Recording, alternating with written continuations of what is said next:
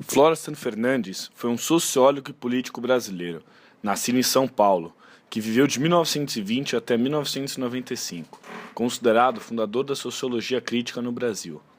Também atuando em outros campos como antropologia, ciência política e economia.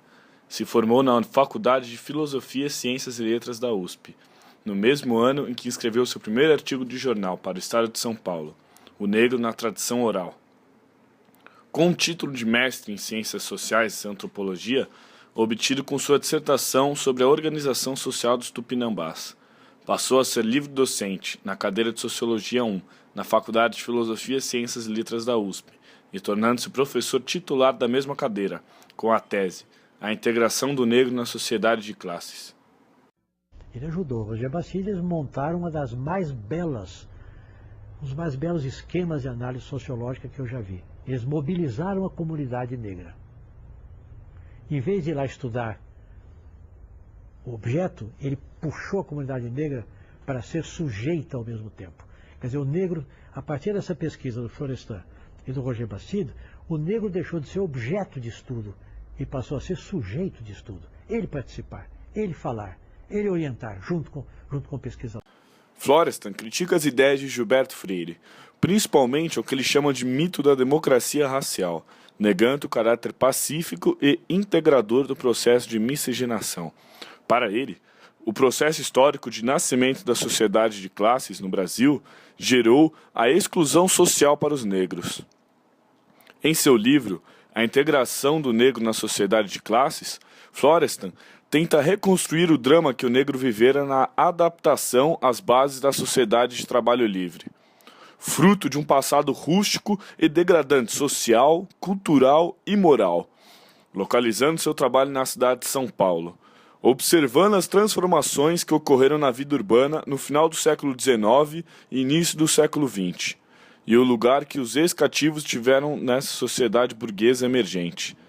Segundo Fernandes, a rápida transformação teria impossibilitado a inserção do negro e do mulato no estilo de vida urbano, marginalizando assim o negro.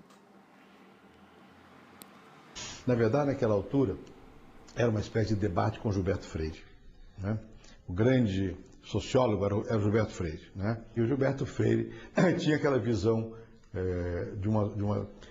digamos assim, de uma escravidão que podia ter aspectos até de doçura, né?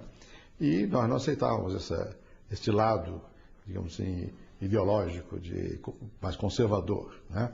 Então o Florestan procurou mostrar que não, que a escravidão no Brasil era uma escravidão que tinha aspectos de violência, que gerou preconceito, e os nossos trabalhos todos foram nessa direção, né? Essa chamada Escola Sociológica Paulista, muito mais voltada para análises não só empíricas, concretas do que estava acontecendo, como também que não fosse a glorificação da Casa Grande e a mistificação da senzala. O fim da escravidão não significou a reintegração social e muito menos a reintegração econômica dos negros, fazendo com que ficassem à margem da sociedade, já que ninguém queria dar-lhes oportunidade de trabalho ou algo do tipo. Grandes desajustes resultaram desse processo, o que se evidencia na desorganização de negros e mulatos a partir do novo contexto social. A sociedade negra se recolocou junto de sequelas de séculos de escravidão, colonialismo e imperialismo. Florestan tinha em sua teoria sociológica a abordagem de diversidades, as desigualdades e os grandes antagonismos da sociedade brasileira. Florestan também fazia estudos com grupos de classes, entre eles índios, negros, imigrantes, escravos e livres, trabalhadores do campo e da cidade, ou seja, grupos que sofrem alguma forma de preconceito. Algo que é comum a essa preocupação que percorre a obra inteira é o fato de que sempre ele assumiu um determinado ponto de vista, que é o ponto de vista dos dominados. Sempre.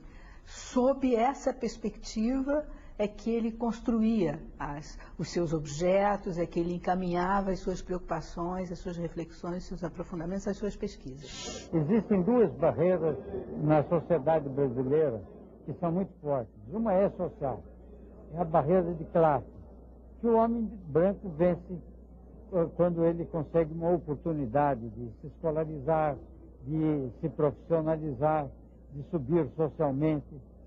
Já o negro tem a barreira social e a barreira racial. Ele tem duas barreiras a enfrentar e a vencer. Por isso que classe e raça estão tão interdependentes.